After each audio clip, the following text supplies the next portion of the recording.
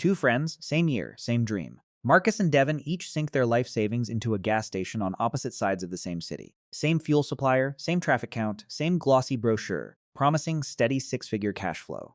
On paper, they bought the exact same business. 3 years later, Marcus is drowning. He's working 16-hour days, his bank account is thinner than when he started, and he's quietly asking his brother-in-law for a loan just to make payroll. Devin? Devin just closed on a second property. He works 4 days a week. His accountant calls him boring. The highest compliment in this business. Same gas, same pumps, same city. So what happened? Here's the uncomfortable truth most people never hear before they sign the paperwork. Gas stations are one of the most misunderstood businesses in America. Everyone assumes the money comes from the fuel. That if people need gas, and gas stations sell gas, the math takes care of itself. It doesn't. In fact, on any given day, the fuel itself might be earning these owners almost nothing, sometimes less than nothing. So if it's not the gas making Devin rich while it's bankrupting Marcus, what is it? That question, the one almost nobody asks before buying one of these businesses, is exactly what we're about to answer. And the numbers behind it will change the way you look at every gas station you drive past for the rest of your life. Let's start with the number that shocks almost everyone the first time they hear it. On a typical gallon of gas, the station owner isn't pocketing dollars. He's pocketing pennies. Depending on the market and the week, that margin sits somewhere between 3 and 15 cents per gallon. And during an aggressive local price war, it can slide into negative territory. That's right, some days, an owner is technically losing money on every single gallon that leaves the pump just to keep customers from driving 3 blocks down to a competitor. Now let's do the math Marcus never did before he signed his lease. Say his station moves 4,000 gallons a day. A solid, respectable number. At a generous margin of 10 cents a gallon, that's $400 a day in gross fuel profit. Annualized, that sounds like real money, roughly $146,000 a year. Marcus saw a number like that in his projections and thought he'd found a gold mine. But here's what the brochure conveniently left out. Nearly 90% of gas purchases today are paid by credit card, and card networks charge processing fees, typically 2 to 3% of the transaction. On a $50 fill-up, that's $1 or more gone before Marcus sees a cent of it. Multiply that across thousands of transactions a month, and suddenly a meaningful chunk of that $146,000 has quietly evaporated into fees most owners never fully budget for. Add in fuel delivery charges, evaporation and shrinkage, equipment maintenance on aging pumps, and compliance costs, and that gold mine margin can shrink by half or more before Marcus even covers his own rent. This is the myth that traps so many first-time buyers. More gas sold must mean more profit. In reality, high fuel volume with thin margins and high card fee exposure can mean an owner is working himself to exhaustion to generate revenue that barely survives contact with his cost sheet. Some of the busiest looking stations in a city, lines of cars, pumps constantly running, are quietly some of the least profitable operations on the block because volume was never the variable that mattered. So if fuel isn't the engine driving Devin's early retirement and Marcus's slow motion collapse, we have to ask the question the entire industry already knows the answer to. If the pumps aren't where the real money lives, where is it actually hiding? The answer is sitting in plain sight, just a few feet away from every single customer who walks in to pay. Walk into almost any profitable gas station, and you'll notice something Marcus never clocked until it was too late. The pumps outside are basically a very expensive doormat. The real business is happening at the counter. This is the part of the industry insiders rarely say out loud to the public, because it sounds almost backwards. In a well-run station, the convenience store, not the fuel, typically generates the majority of gross profit, often 70% or more, even though gas accounts for the overwhelming share of total revenue. Coffee, snacks, cigarettes, energy drinks, and lottery tickets don't operate on razor-thin, competitively squeezed margins like fuel does. A fountain drink that cost the owner a few cents in syrup and cup can sell for $2. A pack of gum bought for pennies sells for $1. Cigarettes and lottery tickets, despite modest per-unit margins, move in such consistent, repeat purchase volume that they quietly become financial workhorses. Some of these categories run margins of 30 to 50%, dwarfing the 2 to 4% margin typically squeezed out of a gallon of gas. Here's where Devin's story starts making sense. When he bought his station, he didn't obsess over fuel pricing wars with the station down the road. He obsessed over his shelves. He negotiated better placement with snack distributors, added a coffee bar customers actually wanted to stop for, and made sure his lottery and cigarette sales were dialed in tight. His fuel numbers on any given week looked almost identical to Marcus's. But his store did nearly triple the profit per customer because he understood something Marcus never did. The gas isn't the product. The gas is the bait. That's the wait, what? Moment worth sitting with. The pumps exist to get a car off the highway and a person through the door. Once they're standing at that counter, reaching for a coffee or a scratch ticket, that's when real profit gets made. Fuel was just the invitation. This reframes the entire business model. A gas station isn't really a fuel company. It's a convenience retailer that happens to have a fuel dispensing service attached to the parking lot. The owners who treat it that way, who focus obsessively on inside sales, layout, and impulse purchases, tend to be the ones quietly building wealth. The owners who treat it like a fuel company, chasing volume and price wars at the pump, tend to be the ones working themselves into the ground for shrinking returns. But before you start picturing gas station ownership as a guaranteed gold mine hiding behind a coffee machine, there's a darker side to this business that almost never makes it into the glossy sales brochure. A set of costs so severe, they can turn a thriving station into a financial disaster overnight. And most buyers don't even know to ask about them until it's far too late. Here's a number that should stop any prospective gas station buyer in their tracks. Cleaning up a single underground fuel leak can cost anywhere from $100,000 to over $1 million. Not lost profit. Not a bad quarter. An actual, unplanned bill that can erase a decade of earnings in one regulatory phone call. This is the risk almost nobody researches before they buy, because it's invisible. Literally. It's sitting beneath the concrete in aging underground storage tanks that have been holding fuel for years, sometimes decades. Before a new owner ever takes over, consider the story of a station owner, we'll call him Ray, who bought what looked like a clean, profitable operation. Books looked fine. Inside sales were strong. He passed a basic walkthrough inspection with no red flags. 2 years later, when Ray decided to sell and move on to his next investment, a routine environmental assessment during the sale process turned up something the previous inspection had missed. A slow leak in one of his underground tanks, seeping fuel into the soil for who knows how long. Suddenly, Ray wasn't selling an asset. He was disclosing a liability. Environmental remediation costs, potential groundwater contamination testing, and regulatory fines turned his exit payday into a legal and financial nightmare that dragged on for years. This is the part of gas station ownership that lives entirely outside the profit and loss statement most buyers focus on. Owners are required to carry environmental liability insurance and stay compliant with strict EPA and state-level underground storage tank regulations. Regular leak detection testing, tank integrity monitoring, spill prevention systems, and detailed record-keeping that, if neglected, can result in devastating fines even without an actual leak. One overlooked inspection, one expired certification, and an owner can find themselves facing government penalties on top of potential cleanup costs. This is precisely the gap between Marcus's experience and Devon's. Marcus stretched thin chasing fuel margins and card fees, treated compliance paperwork as an afterthought, something to deal with when there's time. Devon, running leaner and smarter thanks to his inside sales focus, had breathing room to stay meticulously compliant, catching small maintenance issues before they became six-figure catastrophes.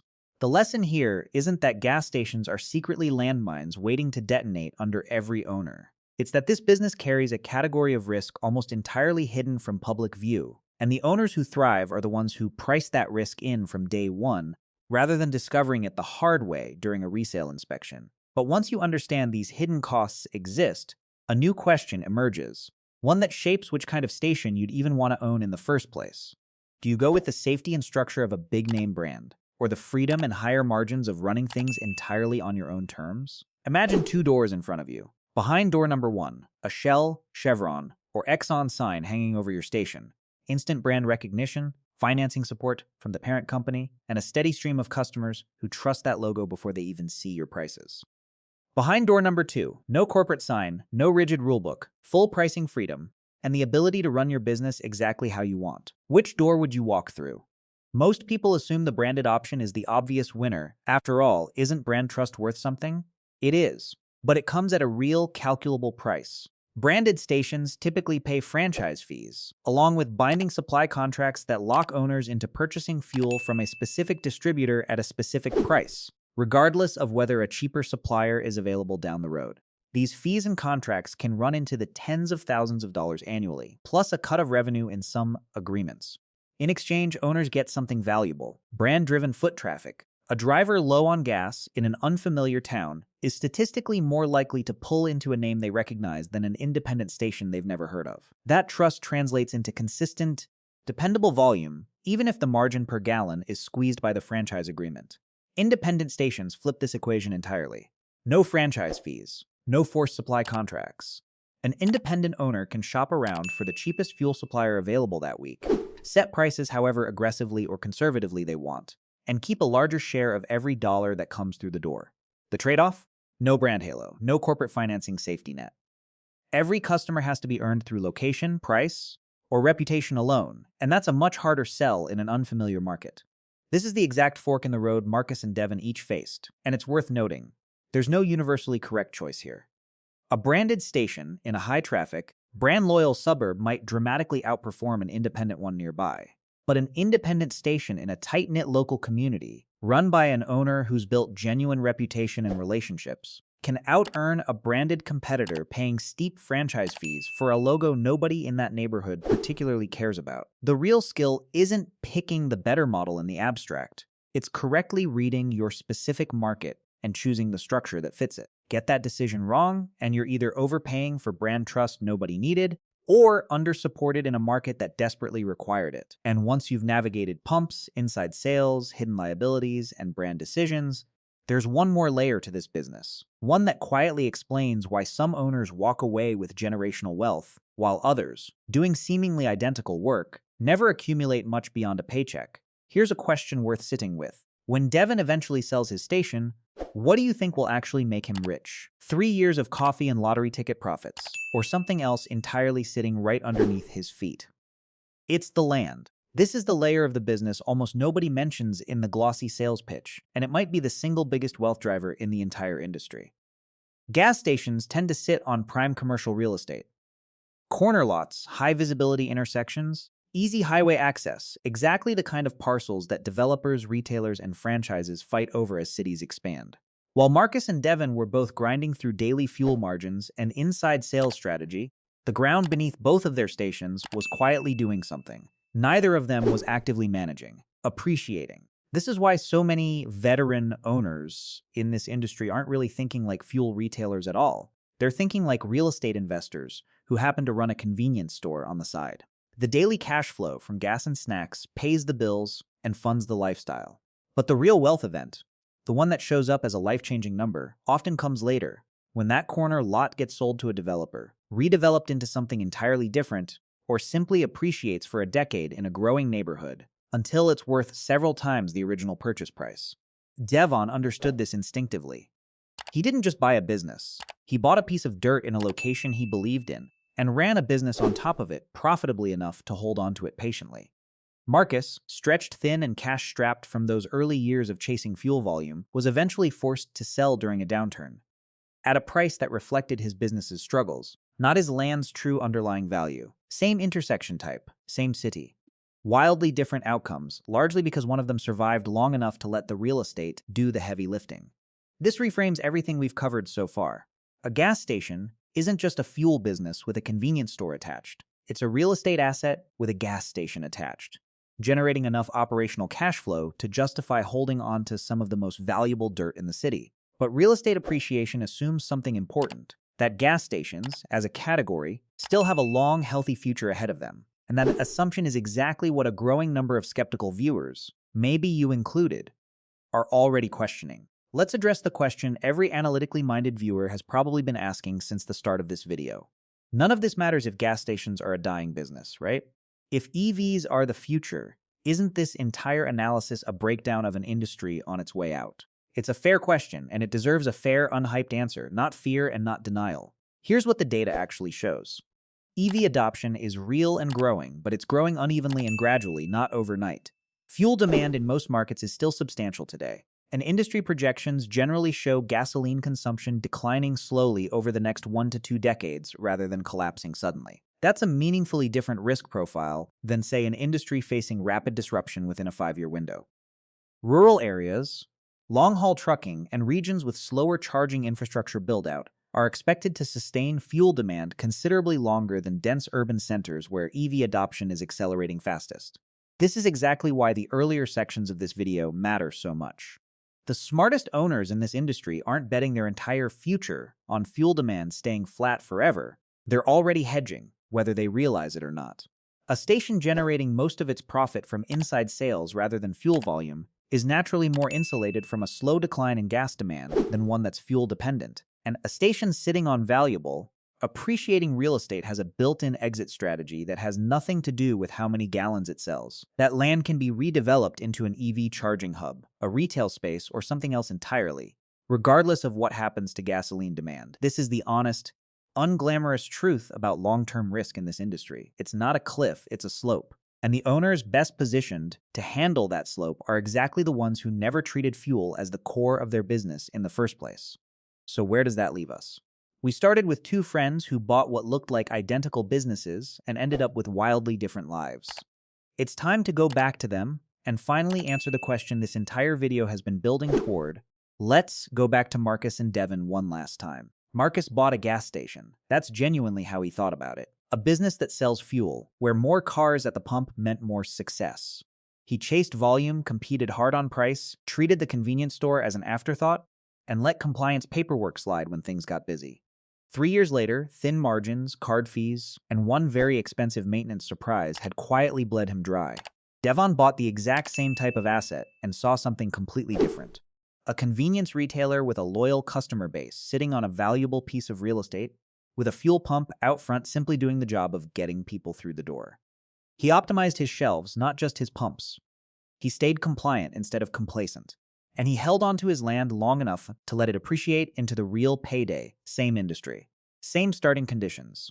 Two completely different mental models, and two completely different financial outcomes. Here's the framework worth carrying with you far beyond this video. Whenever you evaluate a boring cash cow business that everyone assumes is simple, ask yourself 3 questions. Where does the actual profit hide once you strip away the obvious headline product? What invisible liabilities exist that nobody mentions until it's too late? And is there an underlying asset here, real estate data, a customer relationship, that matters more than the daily operations everyone's staring at? That's not just how gas stations work. That's how you see through the surface level story of almost any business you'll ever evaluate. Next time you pull up to a pump, you'll probably notice something you never did before. You'll glance past the price per gallon and start wondering what's really sitting on that corner lot, and who understood its true value long before you did.